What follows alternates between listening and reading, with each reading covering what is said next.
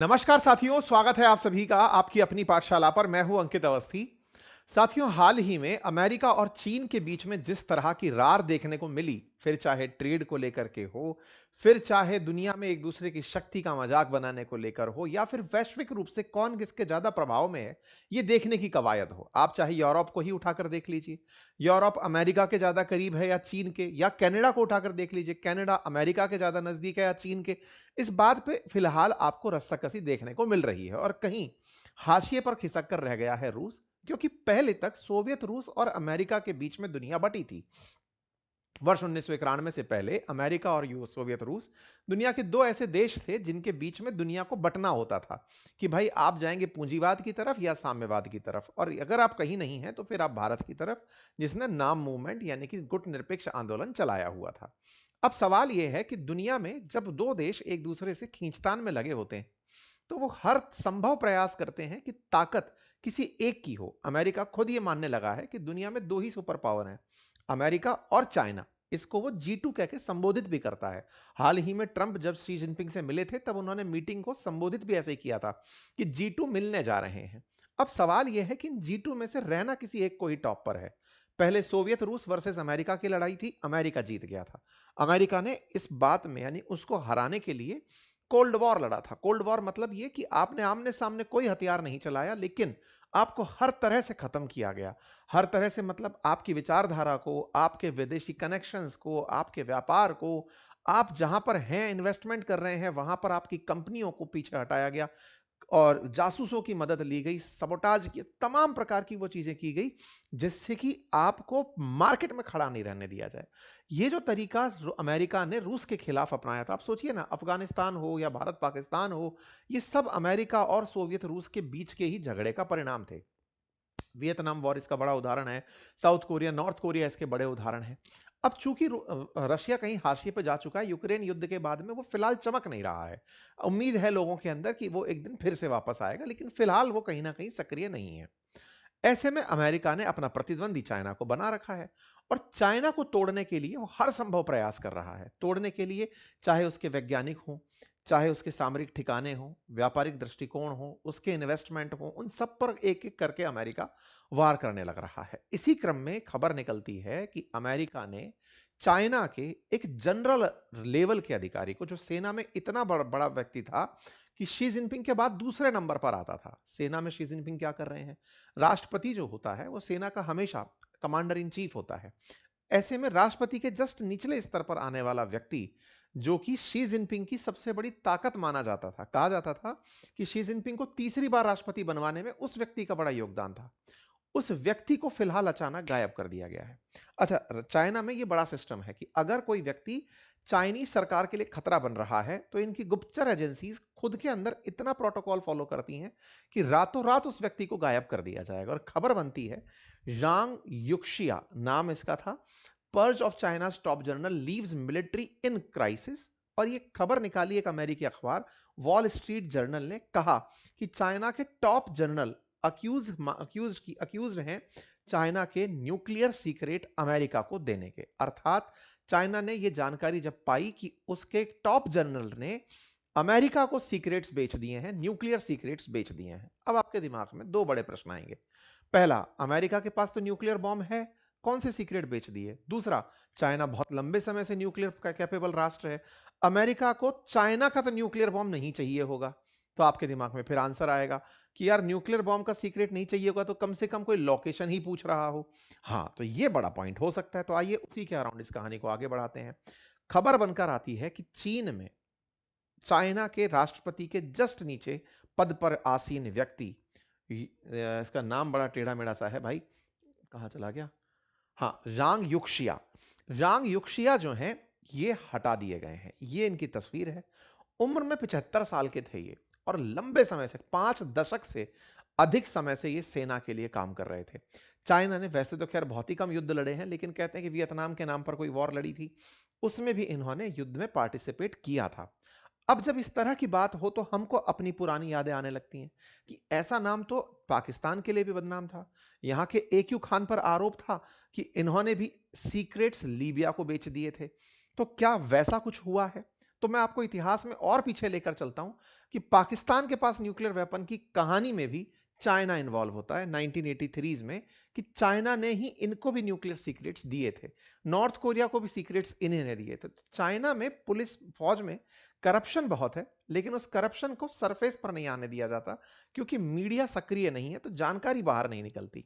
खैर, जितनी जानकारी वॉल स्ट्रीट जर्नल ने निकाली है, अमेरिकी न्यूज चैनल ने, उसका कहना है कि चीन के सेंट्रल मिलिट्री कमीशन के वाइस चेयरमैन जांग युक्शिया के खिलाफ जांच शुरू हो गई है और उन पर आरोप है कि उन्होंने न्यूक्लियर हथियार से जुड़ी सीक्रेट जानकारी लीक कर दी है। जांग को 24 जनवरी को पद से हटा दिया गया और अनुशासन और कानून के गंभीर उल्लंघन के आरोप के तहत उन्हें गायब किया गया। रिपोर्ट्स बताती हैं कि नेशनल न्यूक्लियर कॉर्पोरेशन के पूर्व जनरल गू जुंग जांग ने उनके खिलाफ शिकायत दी थी। यह खबर निकलकर 25 जनवरी 2026 को वॉल स्ट्रीट जर्नल, जो एक अमेरिकी अखबार है, उसमें एक्सक्लूसिव रूप से प्रकाशित होती है कि उन्होंने न्यूक्लियर सीक्रेट्स अमेरिका को दे दिए थे। कौन से न्यूक्लियर सीक्रेट्स दिए थे, अब वहां भी चलेंगे, लेकिन उससे पहले थोड़ा सा चीन की व्यवस्था को समझ लेते हैं। हालांकि पहले भी हमने बताया है, जान युक्शिया किस पद पर थे उससे समझने से पहले मैंने आपको बताया, चाइना में वन पार्टी सिस्टम होता है। हमने एक बार जब चाइना के पीपल्स रिपब्लिक ऑफ चाइना के जो सीपीसी के लीडर्स हैं वो बीजेपी के नेताओं से मिले थे, उस समय पर भी हमने सेशन किया था। उसी क्रोनोलॉजी में समझिए कि वन पार्टी सिस्टम में चाइना में इस तरह से होता है, टॉप पर जनरल सेक्रेटरी होता है। प्रेसिडेंट जो पद है असल में यहाँ के चेयरमैन की तरह है, जनरल सेक्रेटरी की तरह है, वो एक पार्टी का चेयरमैन होता है। तो चाइना में शी जिनपिंग जनरल सेक्रेटरी हैं और उनके नीचे पोलित ब्यूरो स्टैंडिंग कमेटी होती है, जिसमें 7 मेंबर होते हैं। यहां पर चाइना के राष्ट्रपति 3 पदों को अलग अलग लेवल पर संभाल रहे होते हैं। वो पोलित ब्यूरो के जस्ट ऊपर एक जनरल सेक्रेटरी के पद पर भी होते हैं। वो सेना के चेयरमैन भी कहलाते हैं, सेंट्रल मिलिट्री कमीशन के, और साथ ही वो प्रेसिडेंट होते हैं रिप्रेजेंट ग्लोबली करने के लिए चाइना को। तो शी जिनपिंग 3 पद से पहचाने जाते हैं। दुनिया के लिए वो प्रेसिडेंट हैं, पार्टी के लिए वो जनरल सेक्रेटरी हैं, और सेना के लिए वो चेयरमैन हैं। जनरल सेक्रेटरी, चेयरमैन और प्रेसिडेंट, ये तीनों पद शी जिनपिंग के हैं। ऐसे में चेयरमैन सेंट्रल मिलिट्री कमीशन के अगर ये हैं, तो वाइस चेयरमैन, मतलब इनके अधीन में peoples liberal army, liberation army और पीपल्स आर्म्ड पुलिस दोनों आती हैं। चेयरमैन के जस्ट नीचे वाइस चेयरमैन का पद, और उस वाइस चेयरमैन पर पद पर ये युंगशिया करके जो व्यक्ति हैं ये थे। इनको आप ऐसे देख सकते हैं कि ये चेयरमैन है और ये इनके साथ में वाइस चेयरमैन है, तस्वीर में गोले में आपको दिखाई दे रहे हैं। कितने प्रभावशाली थे, आप इन्हें इंटरनेशनली देख सकते हैं, पुतिन के साथ देख सकते हैं, सुलिवान जो कि अमेरिकी एनएसए हैं उनके साथ देख सकते हैं। अर्थात शी जिनपिंग के बाद अगर किसी व्यक्ति से मिला जाता था, उनमें से ये एक थे, सेना को रिप्रेजेंट करते थे। ठीक है, आसिम मुनीर के साथ भी आप इन्हें पिछले 1 साल पहले की तस्वीर में देख सकते हैं, जब इन्होंने टेररिज्म को लेकर के बेल्ट एंड रोड इनिशिएटिव पर एग्रीमेंट साइन किया था। मतलब ये वो व्यक्ति था जो कि सेना को रिप्रेजेंट कर रहा था इंटरनेशनली। अगर आप चाइना के मिलिट्री कमीशन को देखें, तो शी जिनपिंग अगर चेयरमैन है, तो ये वाइस चेयरमैन जांग युंगशिया और दूसरे जांग शेंगमिन थे। शेंगमिन को प्रमोट किया गया था फिलहाल मेंबर से, लेकिन जान युंगशिया चाइना में लंबे समय से काम कर रहे थे, और ये पीपल्स लिबरेशन जो आर्मी है, यानी चीन की जो सेना है, उसके बड़े फैसले लेने के लिए जाने जाते थे। और कहा जाता है कि कम्युनिस्ट पार्टी की बैठकों में शी जिनपिंग के बिहाफ पर बड़े फैसले लेने के लिए जाने जाते थे। 1968 से सक्रिय पीएलए के अंदर इन्हें बताया गया, और ये कहा जाता है कि इन्होंने काफी ज्यादा चाइना को वॉर में आगे ले जाने के लिए, चाइनीज सेना को किस तरह से युद्ध फ्रेंडली बनाया जाए, उसके लिए लंबे समय से काम कर रहे थे। 75 साल के फिलहाल थे। तो 24 जनवरी 2026 को खबर कैसे बाहर आई? वॉल स्ट्रीट जर्नल में ये खबर बाद में निकलती, उससे पहले एक खबर और आई, और वो ये थी कि 2 सीनियर मिलिट्री ऑफिशियल हैं चाइना के, जिन पर इन्वेस्टिगेशन चल रहा है कम्युनिस्ट पार्टी के डिसिप्लिन को तोड़ने का। पार्टी के डिसिप्लिन को तोड़ने का सीनियर मिलिट्री ऑफिशियल्स पर जो चल रहा है, उसमें से ये आदमी निकल कर आए कि सुनो भाई, पार्टी में कानून और अनुशासन के उल्लंघन के नाम पर जो व्यक्ति है ना, असल में वो जांग है, जिस पर आरोप है कि उसने सेना में भ्रष्टाचार किया है। अब भ्रष्टाचार किया है तो सेना के अंदर भ्रष्टाचार कैसा हो सकता है? 2 तरह का हो सकता है, माल की खरीद फरोख्त को लेकर के कुछ गड़बड़ कर दी हो, या फिर उसने कोई ऐसी बड़ी जानकारी बाहर बेच दी हो। यह खबर निकल कर आई एक पहले से आरोपी जो जनरल थे उसके द्वारा। उसने शिकायत में कहा कि मैं नहीं, वो व्यक्ति है जिसने सारे सीक्रेट्स बेचे हैं। किस तरह के सीक्रेट्स बेचे, ये जानकारी अब आगे वॉल स्ट्रीट जर्नल में कहा गया कि इन्होंने कोर टेक्निकल डेटा अमेरिका को बेच दिया। अब थोड़ा सा आगे बढ़ते हैं। देखिए, दुनिया में अगर न्यूक्लियर वेपन्स की बात की जाए, तो सबसे ज्यादा रशिया के पास में है 4200 99 यूनाइटेड स्टेट्स के पास 3700, चाइना के पास 600। लेकिन ये डेटा पुराना है, 2025 का अकॉर्डिंग ये एस्टिमेशन है।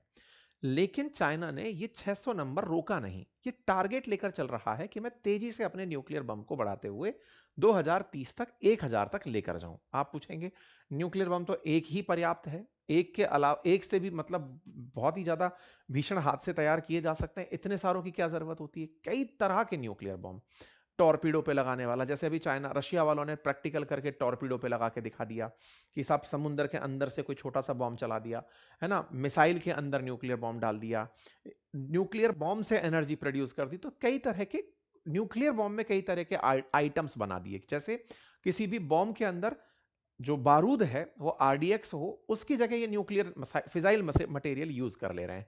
कुछ इस तरीके से ये अपने न्यूक्लियर मटेरियल को यूज करते हुए इनोवेशन करते चले जा रहे हैं, और इन्होंने प्रॉपर तरीके से अपने यहां पर न्यूक्लियर ट्रायड तैयार कर लिया है, चाहे लैंड हो, सी हो, एयर हो, हर तरफ से ये न्यूक्लियर वो फेंकने के लिए, बम फेंकने के लिए फिजिबल हो गए हैं। ठीक है साहब, इस खबर का आधार क्या है?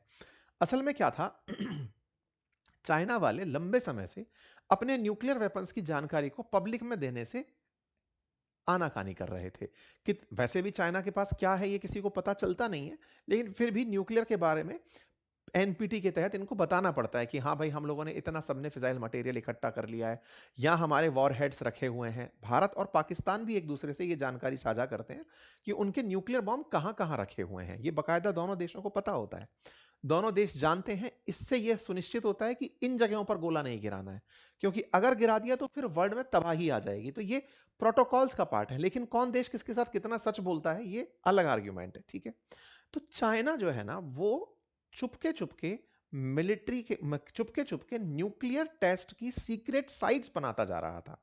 यह न्यूयॉर्क टाइम्स में खबर प्रकाशित होती है 1 साल पहले, और रिपोर्ट के अंदर कुछ इस तरह की लोकेशंस पहाड़ों के बीच में डिटेक्ट की जाती हैं जहां पर चाइना की फोर्सेस गुप्त रूप से ठिकाने बना रही हैं। पता कैसे चलता है? सैटेलाइट से।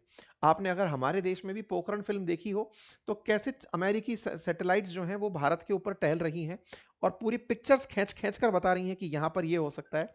ऐसे ही चाइना के केस में साइट्स ने घूम घूम करके, सैटेलाइट्स ने ढूंढा कि कुछ ऐसी संदिग्ध जगह हैं जहां पर फिजाइल मटेरियल को, विस्फोटक को लेकर काम हो रहा है। इन रिपोर्ट्स से ये पुख्ता तय करने के लिए कि कहीं ये ब्लफ करने के लिए तो गड्ढा नहीं खोद रहे हैं, कहीं और काम चल रहा हो, फिर कहीं और कर रहे हो, तो इन सबको सिक्योर करने के लिए तो कोई सेना का आदमी ही चाहिए होगा। ऐसी जानकारी क्यों चाहिए होती है? क्योंकि चाइना लगातार तेजी से अपने न्यूक्लियर टेस्ट साइट बढ़ाता जा रहा था। इस पर ट्रंप ने अभी 2 महीने पहले भी कहा था कि ये कोल्ड वॉर जैसी चिंताएं फिर से बढ़ा रहा है। जैसे रशिया अमेरिका के बीच की चिंताएं थी, ये वैसी ही चिंताएं हम लोगों की बढ़ाता जा रहा है, क्योंकि चाइना 2027 में ताइवान पर कब्जा कर लेगा ऐसा अनाउंसमेंट करके बैठा है। अभी शी जिनपिंग ने इस नए साल 2026 में भी ये बात बोली कि हमें ताइवान के साथ मिलने से कोई नहीं रोक सकता। ये न्यू ईयर की संध्या पर उन्होंने बात बोली, 31 दिसंबर को शी जिनपिंग ने कहा कि चाइना ताइवान को एक होना होगा। तो ऐसे में अगर कोई देश युद्ध के इस स्तर पर तैयारी कर रहा हो, क्योंकि ताइवान को अमेरिका यह मानता है कि सेमीकंडक्टर का 95% मार्केट ताइवान ऑपरेट करता है, अगर चाइना ने ताइवान पर कंट्रोल कर लिया तो पूरी दुनिया को एक्सपोर्ट होने से सामान रोक लेगा। दुनिया का एक्सपोर्ट रुक गया तो जो आज अमेरिका टैरिफ लगाकर इंपोर्ट बाधित करने की बात करता है, चाइना दुनिया को दूसरा मजा चखा देगा कि मैं माल बेच ही नहीं रहा, तुम जी लो किसको कैसे जीना है। आज अमेरिका खुद के देश में घुसने से जो नाटक कर रहा है इंपोर्ट के नाम पर, कल को चाइना एक्सपोर्ट कंट्रोल करके वही सेम परेशानियां क्रिएट कर सकता है। अमेरिका की चिंता है कि ताइवान पर हमला ना हो। ताइवान पर हमला ना हो इस बात के लिए अमेरिका ने गुआम में बेस बना रखा है स्पेसिफिक ओशियन के अंदर, कि कल को अगर ऐसा होता है तो हम ताइवान की मदद करने उतर पाएंगे। तो 2027 के हिसाब से सब तैयार हो रहे हैं। अमेरिका गुआम में बैठकर ताइवान की हिफाजत के लिए तैयार हो रहा है कि हम यहां से ताइवान की रक्षा करेंगे। कुल मिलाकर के पैसिफिक ओशन में अगले साल के लिए वॉर की बिसात बिछती जा रही है, और इन बिसात में चाइना के अंदर आपको यह पता हो कि इनकी स्ट्रेटेजिक साइट कहां है, तो वॉर का बहाना लेकर क्या अमेरिका, जैसे आज ईरान के अंदर B2 बॉम्बर्स ने घुसकर नातांज जैसी साइट्स को मार गिराया ईरान में, बिल्कुल वैसे ही क्या चाइना के अंदर सीक्रेट साइट्स को ढूंढकर न्यूट्रलाइज किया जा सकता है? हो सकता है अमेरिका इसमें एज लेने का प्रयास करे। तो कहने का मतलब यह है कि अमेरिका दुश्मन के उन ठिकानों तक पहुंच बनाने की हमेशा प्रयास करता है जिनसे उसे दिक्कत है या चिंता है। ऐसे में चाइना के जनरल का इस तरह से पद से हट जाना यह सुनिश्चित करता है कि अमेरिका शायद अपने काम में कामयाब हो गया था, चीनी जानकारियां जुटाने में कामयाब हो गया था। हालांकि चाइना अपनी पूरी सेना की ताकत को बहुत तेजी से बढ़ाते जा रहा है, लेकिन हां, इन दोनों में कौन शक्ति के केंद्र पर बैठेगा, इसकी लड़ाई अभी से चालू हो चुकी है। चाइना के लिए इसे एक बिग लॉस कहा जाएगा कि वो अपनी इतनी डिसिप्लिन्ड और पूरी तरह सीक्रेट रहने वाली आर्मी में से भी अपने जनरल को, अपने विश्वस्त आदमी को नहीं बचा पाई। ये निश्चित ही चाइना के बड़े फेलियर्स में से होगा। खैर, फिलहाल के लिए चाइना के अंदर इस बात को लेकर ज्यादा बातचीत नहीं हो रही है। बीजिंग ने चाइनीज फर्म से कहा है कि वो अमेरिका और इजराइल के जो साइबर वेपन्स हैं या साइबर के जो इंस्ट्रूमेंट्स हैं उन्हें बिल्कुल भी यूज ना करें, क्योंकि कहीं ना कहीं इन्हें भी ये लग रहा होगा कि अमेरिकी डिवाइसेस और इजरायली डिवाइसेस यूज करके ही इनकी डेटा कॉम्प्रोमाइज हो रही है। तो अब ये बात सीक्रेसी की है, कौन कैसे इसे लेता है, फिलहाल के लिए तो जानकारी इतनी ही है।